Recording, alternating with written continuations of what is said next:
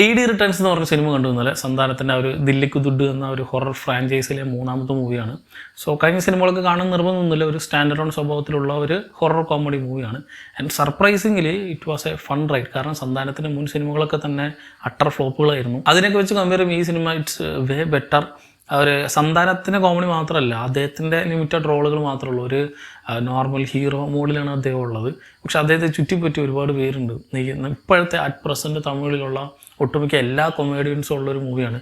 So ഇവരെല്ലാം വെച്ചിട്ട് ഒരു ഫൺ റൈഡ് അല്ലെങ്കിൽ ഫൺ ഫീൽഡ് റൈഡ് ഒരുക്കാനാണ് ഉദ്ദേശിച്ചിട്ടുള്ളത്. അതിൽ ഒരു മോസ്റ്റ് ഓഫ് ദി ടൈം അത് വർക്കൗട്ട് ആയിരുന്നു എന്ന് പറയാം. ഇതിൻ്റെ ഒരു പ്ലോട്ട് എന്ന് പറഞ്ഞൊരു ചലഞ്ചാണ്. ഒരു ബംഗ്ലാവിലുള്ള ഒരു ചലഞ്ച് അല്ലെങ്കിൽ ഒരു പാലസിലുള്ള ഒരു ചലഞ്ച്. സോ അത് അവിടെ ഡീമോൺസ് ഉണ്ട്, അതിന് ഇവരെങ്ങനെ നേരിടും അല്ലെങ്കിൽ അതെങ്ങനെ ഇവർ കളിക്കും എന്നുള്ളതൊക്കെയാണ് സിനിമയുടെ പ്രധാന കഥ. പക്ഷേ അതിലേക്ക് എത്താൻ കുറച്ച് ടൈം എടുക്കുന്നുണ്ട്. ഈവൻ അതിൻ്റെ ഒരു ഫസ്റ്റ് ഹാഫ് മുഴുവൻ ഇത്തരത്തിൽ തുടക്കം മുതൽ കോമഡി ഉണ്ടെങ്കിലും വർക്കൗട്ട് ആവുന്ന കോമഡീസ് കുറച്ചേ ഉള്ളൂ. എല്ലാവർക്കും കണക്റ്റ് ആവുന്ന, എല്ലാവർക്കും ഒരുപക്ഷെ ഇഷ്ടപ്പെടുന്ന സാധനങ്ങളൊന്നും അല്ല. ഇതൊരു ലോജിക് മൈൻഡോടൊക്കെ കണ്ടാൽ നമുക്ക് തീർച്ചയായിട്ടും നിങ്ങൾക്ക് ഫസ്റ്റ് ഹാഫിൽ നിങ്ങൾ ഇറങ്ങി വരും.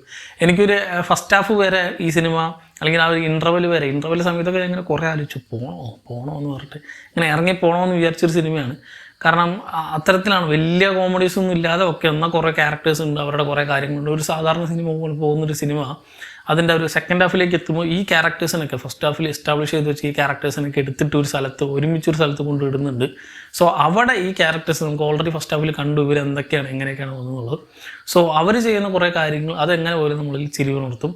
പ്രത്യേകിച്ച് മൊട്ടരാജേന്ദ്രൻ്റെയും ദെൻ അങ്ങനത്തെ ഒരുപാട് പേരുടെ ഈവൻ ഇതിൽ ഞാൻ മിസ് ചെയ്ത ഈ സിനിമയിൽ എനിക്ക് വേണമെന്ന് തോന്നിയൊരു വ്യക്തി യോഗി ബാബുവാണ്. യോഗി ബാബു കൂടി ഈ സിനിമയിൽ ഉണ്ടായിരുന്നെങ്കിൽ ഇത് വേറെ ലെവലിലേക്ക് എത്തിയേനെ. കാരണം ഓൾറെഡി ഇതിൽ കുറേ ചിരിക്കാനുണ്ട്. സോ അങ്ങനെ കൂടി ഉണ്ടായിരുന്നെങ്കിൽ, കാരണം സന്താനത്തിന് ആ മൂപ്പർ ചെയ്യുന്ന പഴയ ഹ്യൂമറൊക്കെ കുറഞ്ഞു വരികയാണ്. ഈ സിനിമയിലും വളരെ കുറവാണ്. ഒരു നോർമൽ ഹീറോ മോഡിലുള്ള സാധനമാണ്. പിന്നെ അങ്ങനെ തന്നെ പറയുന്നുണ്ട്, ഞാൻ ബോഡി ഷേമിങ് പറയുന്നില്ല, എന്നാലും ചെയ്തോട്ടെ എന്ന് വിചാരിച്ചിട്ടാണ് പല കാര്യങ്ങളും ചെയ്യുന്നത്. സോ അത്തരത്തിൽ മൂപ്പർ ഒരു കൺസ്ട്രക്റ്റഡ് അല്ലെങ്കിൽ ലിമിറ്റഡ് സ്പേസിലേക്ക് മാറിപ്പോകുന്നു എന്നൊരു തോന്നലുണ്ട്. പക്ഷേ ചുറ്റിനുള്ള ആൾക്കാരെ വെച്ചിട്ട് കോമഡി വർക്കൗട്ട് ചെയ്യാൻ നോക്കിയിട്ടുണ്ട്. അതിലൊരു most of the time workout ആയിട്ടുള്ളൊരു സിനിമ തന്നെയാണ് ഈ ദില്ലിക്ക് ദുഡ് റിട്ടേൺസ് അല്ലെങ്കിൽ ഡി റിട്ടേൺസ് എന്ന് പറഞ്ഞ സിനിമ. സോ എനിക്ക് വലിയ ഒരു മസ്റ്റ് വാച്ച് ആയിട്ടോ ഒരു ഗംഭീരമായിട്ടൊന്നും ഞാൻ പറയില്ല. നിങ്ങൾ വെറുതെ വേറൊരു സിനിമയും കാണാനില്ലെങ്കിൽ, ഇപ്പോൾ തിയേറ്ററിൽ ഇറങ്ങിയിട്ട് മറ്റെല്ലാ സിനിമകളും നിങ്ങൾ കണ്ടു കഴിഞ്ഞവരാണെങ്കിൽ നിങ്ങൾക്ക് വെറുതെ ടൈം പാസിന് വേണ്ടിയിട്ട് കുറച്ച് ഫ്രണ്ട്സൊക്കെ ആയിട്ട് വേണമെങ്കിൽ ഇപ്പോൾ ഇരുന്ന് കാണാം. ഇത് ഒരു പക്ഷേ ഇത് OTT കണ്ട ഒരു തരത്തിൽ ഈ സിനിമയുടെ ഇമ്പാക്റ്റ് ഇതേപോലെ തന്നെ കിട്ടുമെന്ന് എനിക്ക് തോന്നുന്നില്ല. ഈവണിപ്പോൾ ഈ അടുത്ത് പുറത്തിറങ്ങിയ രോമാഞ്ചൊക്കെ പോലെ ആ ഒരു എഫക്റ്റ് ആയിരിക്കും. ഇപ്പോൾ രോമാഞ്ചൊക്കെ തിയേറ്ററിൽ നിന്ന് കാണാതെ, അത്രയും ടൈം തിയേറ്ററിൽ ഉണ്ടായിട്ടും തിയേറ്ററിൽ നിന്ന് കാണാതെ OTTയിലൊക്കെ വന്നിട്ട് ഈ സിനിമയാണ് അതാണ് എന്ന് പറഞ്ഞിരിക്കുന്നവരുടെ അങ്ങനത്തെ ഉള്ള ആൾക്കാർക്കുള്ള സിനിമയല്ല അത്. ഈ സിനിമയ്ക്ക് അതേപോലെ ഉണ്ടാവും.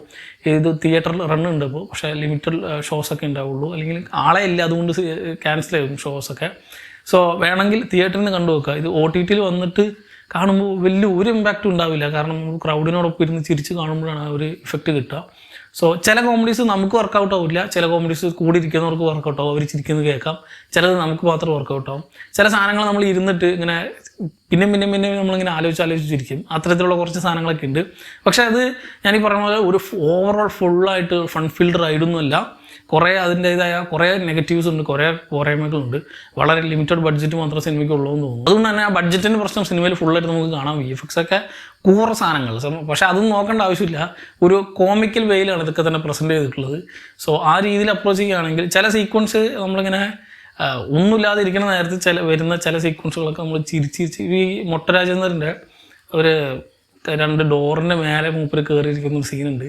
ആ സീന് ക്രിഞ്ചാണ്, ക്ലീശയാണെന്നൊക്കെ വേണമെങ്കിൽ പറയാം. കാരണം അത് ആ സാധനം തന്നെ ഇങ്ങനെ റിപ്പീറ്റ് ചെയ്ത് വരും. പക്ഷേ ആ സീനാണ് എനിക്ക് ഈ സിനിമയിൽ ഏറ്റവും ചിരി ഉണർത്തിയൊരു സീക്വൻസ് എന്ന് പറയും. അത്തരത്തിൽ ഒരുപാട് സീക്വൻസുകൾ ഇങ്ങനെ സെറ്റ് ചെയ്ത് പോകുന്നുണ്ട്. ഞാൻ ഈ പറഞ്ഞ പോലെ എല്ലാവർക്കും ഒരു പക്ഷേ ഇത് വർക്കൗട്ട് ആവില്ല. അപ്പോൾ എനിക്ക് പകുതി വരെ തീരെ പറ്റിയില്ല സിനിമ. സെക്കൻഡ് ഹാഫാണ് എനിക്ക് കുറച്ചെങ്കിലും ഇഷ്ടപ്പെട്ടത്. ചിലവർക്ക് ഇതിൻ്റെ തുടക്കം മുതലേ ഇഷ്ടപ്പെടും, ചിലവർക്ക് തീരെ ഇഷ്ടപ്പെടില്ല, ഒരു വധായിട്ടൊക്കെ തോന്നും. അതുകൊണ്ട് തന്നെ ആ രീതിക്ക് ഞാൻ എല്ലാവർക്കും ഒരു ഗ്യാരണ്ടി ഒന്നും ചെയ്യുന്നില്ല.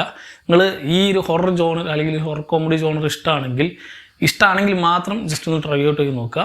ഇപ്പോൾ തിയേറ്ററിൽ അവൈലബിൾ ആണ് ഈ ഒരു സിനിമ. ഓൾറെഡി നിങ്ങൾ ഈ സിനിമ കണ്ടവരാണെങ്കിൽ സിനിമയെ പറ്റിയിട്ട് നിങ്ങളുടെ അഭിപ്രായം താഴെ കമന്റ് ബോക്സിൽ കമന്റ് ചെയ്യുക. മറ്റൊരു വീഡിയോയിൽ വീണ്ടും കാണാം. നന്ദി.